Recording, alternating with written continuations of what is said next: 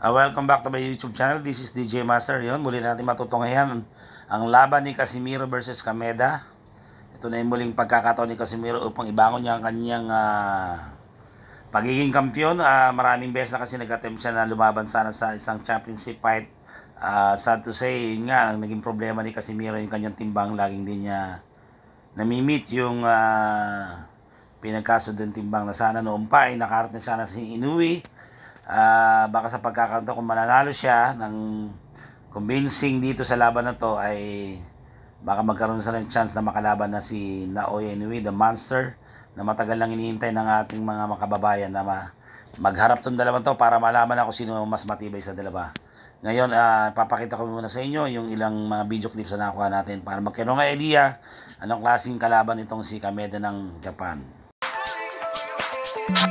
Okay mga DJ, yung laban na to, ito yung ang galing pang-best, pang-pamasang arte rito ng kalaban ni Casimiro na keso na batukan daw sa likod, talagang naman obra rin ang ating angas ng Pinas dito.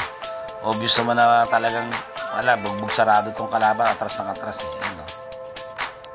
Tapos mamaya umartit keso tinamaan daw sa batok. Dapat to pang mag-artista na lang Tignan nyo po mga kaibigan ano naging desisyon dito.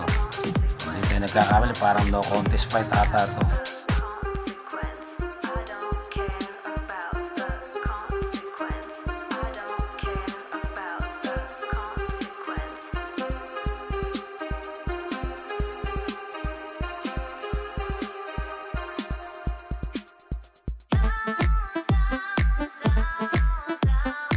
Kinukumplen niya yung batok daw. Batok kuno.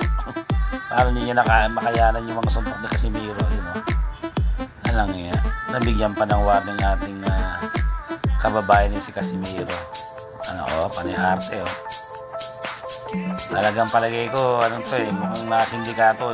Umiiwas talaga si Naoya Inoue kay Casimiro. Wala naman tama, dumulas Kita naman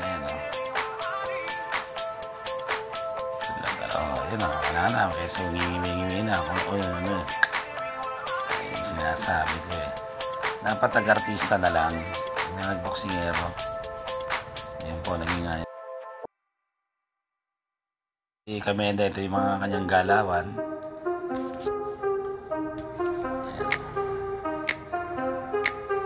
Tingnan natin kung uubra to kay Casimiro mamaya. Mamaya na po ang laban ni Casimiro mga ka-DJ. Matangkad pero medyo manipis palagi pag inabot to ni Casimiro, may kalalagyan ito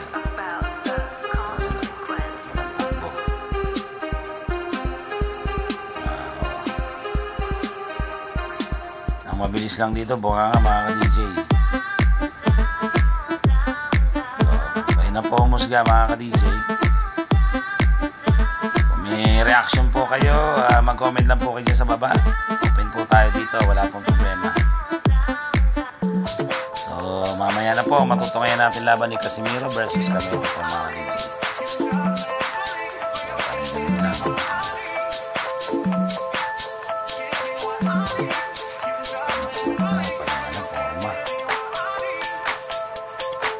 Job, di naman tumatama.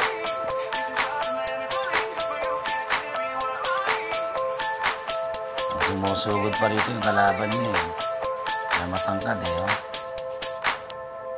May kalalagyan to kay Casimiro mga ka-DJ. Ako na nagsasabi sa inyo.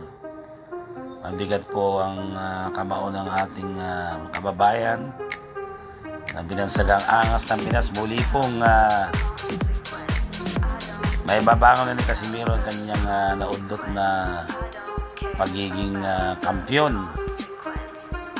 Matagal na dapat ito nagkaharap si Naoya Inoue. Matapos na doon lang po mga ka-DJ. Laban.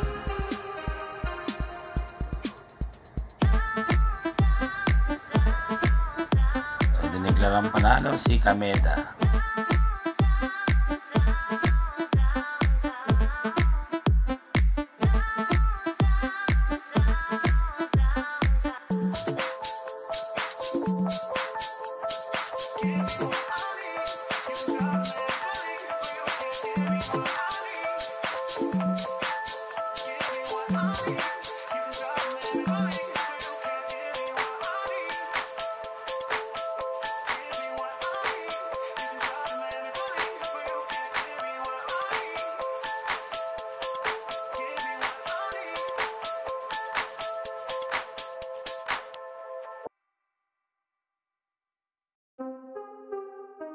DJ, binugbog ng gusto ni Casimiro to. Naku, grabe to.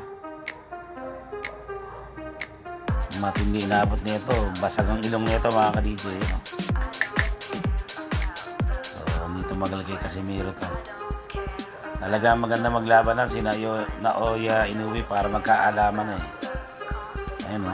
Grabe, inabot na ito. Eh, naku.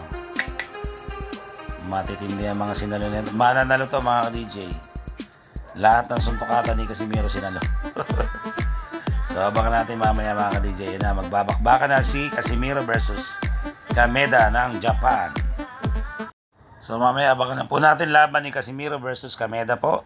So siyempre maasa tayo na magkakampiyon. Palagi ko ano to, knockout ang kalaban dito mga ka-DJ. So abangan po natin hanggang sa muli po si DJ Master nagsasabing laban lang, God bless you all.